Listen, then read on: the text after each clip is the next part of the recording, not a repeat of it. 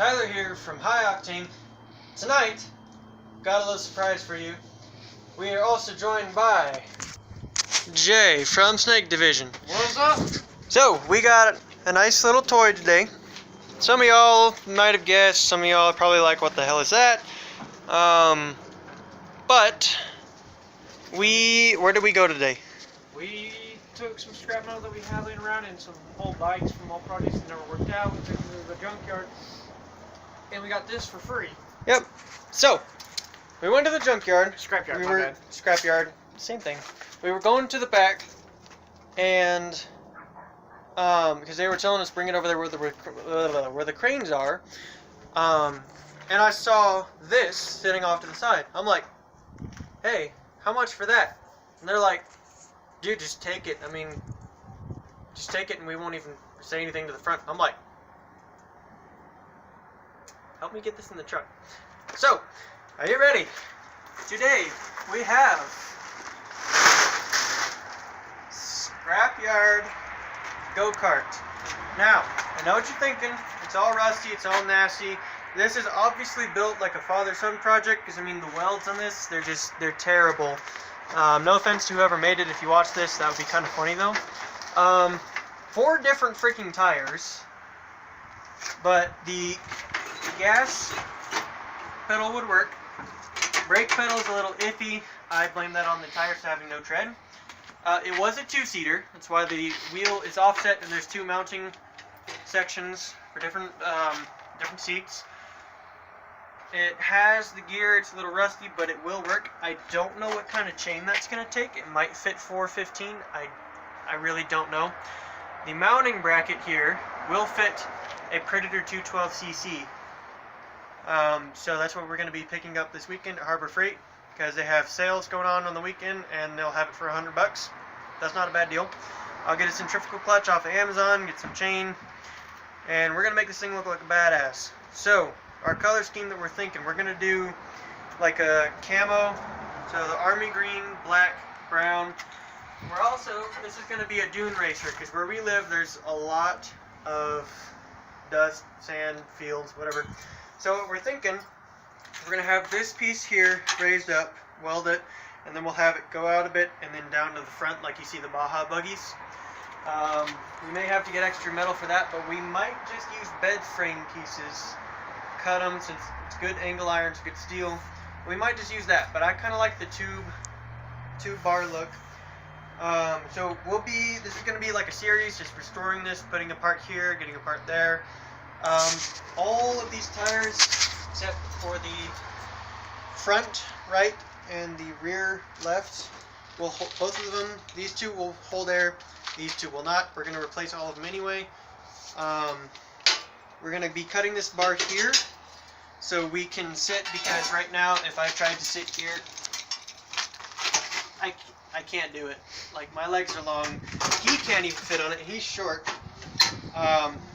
So imagine, like, so with this bar cut, if I was sitting down, somewhat better, we're going to have to move. I also noticed, though, with how it looked like from how you're sitting, I just now noticed this, you're basically right above the engine, where the engine would be, so we definitely would have to move the engine back some. Oh, see, here's the other problem, though. We have to sit on the side where the engine is, because we can... No, I'm saying move it back some. Yeah, we can move that back, and that shouldn't affect how the gear train is.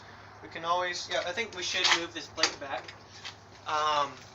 But, so it's got... Somebody actually put a racing wheel on this steering wheel and then just welded it.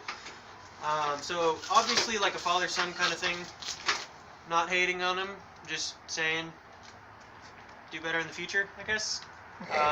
Obviously, it wasn't finished. Everything's really loose. The rack and pinion steering here works fine. We need some WD-40. Yeah, everything on this needs WD-40. What we can do, Josh, we can move the steering to the middle. I'm just making a ones here. And the pedals. All we have to do is cut the hole and extend the bar that's right here. Because how this one works, normally you'd have something in the center here connected to whatever the whatever the steering wheel is, wherever that is. So if you notice, when it pushes that way, pushes out, and the wheels turn that way. Pushes this way, pulls the other wheel. This is a full drive. This is not a one-wheel deal. Now for those of you that don't understand what that is, most of the time, a one-wheel peel, that's where only one of the rear wheels goes. A live action, which is the word I should have used for the axle, is both wheels. So as you can tell, the sucker's connected. Now this is a little loose. Honestly, it looks like for the axle what they did was they took a piece of tubing, put it here, and then ran a bar through it, and just got the wheels on that somehow. Which, that's pretty crappy, but we gotta work with what we got here. Now, for me, just looking at this, it's not in bad condition for free. Normally you'd maybe pay 50 bucks for a chassis like this with everything on it. Except for the engine. Of course, we didn't get an engine with it. But what are you gonna do? So, but I mean, seriously, once we have that 212 Predator, this thing's gonna rip. Definitely want to make sure that I want to take some of our thin metal or get some kind of bar to put there, because I don't trust that. And if you're doing 35, 45 miles an hour down the road and you're trying to steer and that thing snaps, you're screwed. You know. So, but we're gonna plan on doing a roll cage, make it a Baja buggy kind of thing. Ooh, hey, you know what I just realized? What? Look at how these are designed. What if we took these, moved them back over the wheels? Like this section right here on both sides, what if we cut there and moved it to where it's sitting? That would work. That would work as a guard. We can put plates here so it won't kick up dust. That would work, and that would work as a guard for the wheel. That would work as part of. Well, see, this one can only go back so far because of the engine, but we can make it fit. Here's the other thing you can also do is when you cut them, you can flip it around. True. Use this one on that side and use that one on this side, so that way the bar going straight down isn't in the way. I see what you mean, like the fender design. Yeah. Okay, we could do that. That should also give the engine enough room too, since we're probably going to move it back. So. Right. We're definitely gonna have to move that back. But if we do that, we're gonna have to figure out.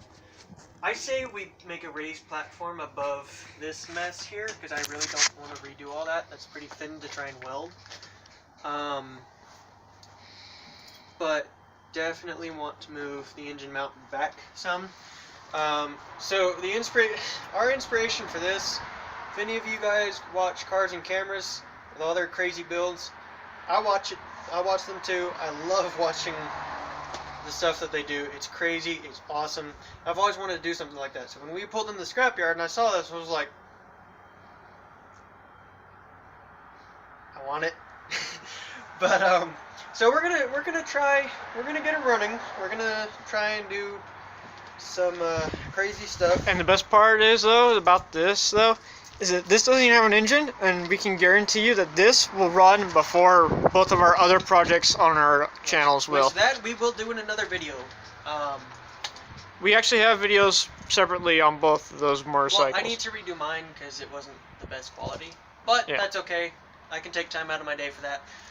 So, with this frame, we got this frame, all the wheels, all that on there, already assembled, for free.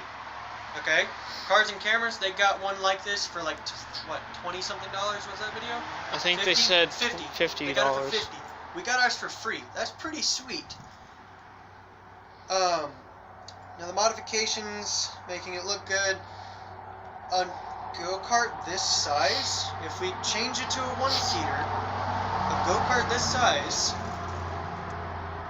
just the frame, this is worth probably about $100-150. And with the engine, with it cleaned, looking good. I mean, and with all the modifications we're going to throw on it too, we could probably sell it about $450 to $500. Yeah, and we're just going to be buttholes, and we're going to put a light bar on the front of it too. I kind of the problem with that is we have to figure out how to hook up some kind of alternator to the engine if we wanted to do that. Or we could just do a switch. Well, you have to make it coincide with Predator. Now, I'm sure since the Predator 212cc is, like, that's the iconic go-kart engine this day and age, I guess. I don't know. I see it everywhere on every video. That's what's used on so much stuff. Now, we are going to reroute the kill switch because there's actually one sitting right here that was left on there. There's just no wiring. But I'm sure somebody's done it somewhere. I mean, somebody's probably done it somewhere. So, leave a comment down below if you want to see, like, give us suggestions on what we should do. Because we have a general idea. We're still piecing it together. Still trying to figure it out. You know what we haven't done yet? We haven't flipped it upside down and looked on the bottom. I mean, I doubt if there's anything there, but probably still want to. Yep, we can do We'll that. do that later. Anyway, so we're probably going to be off to the store to go find some kind of paint or wire brushes to get all this off, because we cannot find our angle grinder or hand grinder, which we're really going to need one of those to get all this paint and dirt off. And we're going to have to rewrap this steering wheel too, but the racing steering wheel is like this is like a vintage looking wheel. Those go for like $200 from what I've seen. Now, I may be wrong. Don't say, hey, that's not that, in the comments. I don't really know much about these kind of things. Like, I learn by doing it by hand. Like, I learn as I go. But it's going to be cool.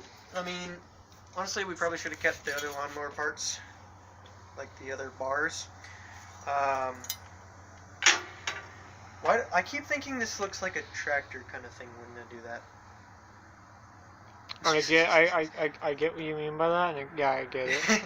Yeah. So now we could leave. Hey, what if we did? Let's see here. Well, this is gonna have to be moved back farther. I want to come out to about here and then go down, because they're not like a drop-off incline for the Baja buggies, or they're like sloped down but not too slanted. So about like that. So go from the top and then down. Now we also do have an Army camo net that we're going to be putting over the top to try and keep it out of the wheels and the gears. I think that would look pretty sick though, with the camo. And then eventually, when it's all done, we're going to go rip some dirt off in a field near my old neighborhood.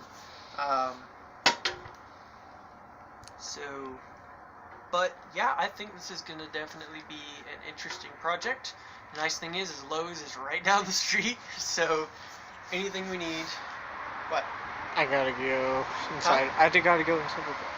I cannot tell you. Never mind, I'll tell you in a bit. Okay, whatever. Anyway, so we'll get it done. We'll make it look awesome. And next video, you probably see it with it clean, I guess, and we'll repaint it during the video. But for now, I really think that's it. Did we miss anything? No, I don't think so. No? Alright, so once again, Tyler signing off from High Octane, and Josh joining us from Snake Division. Everybody, I hope you have a wonderful, wonderful day, evening, whatever time it is. We'll see you in another video.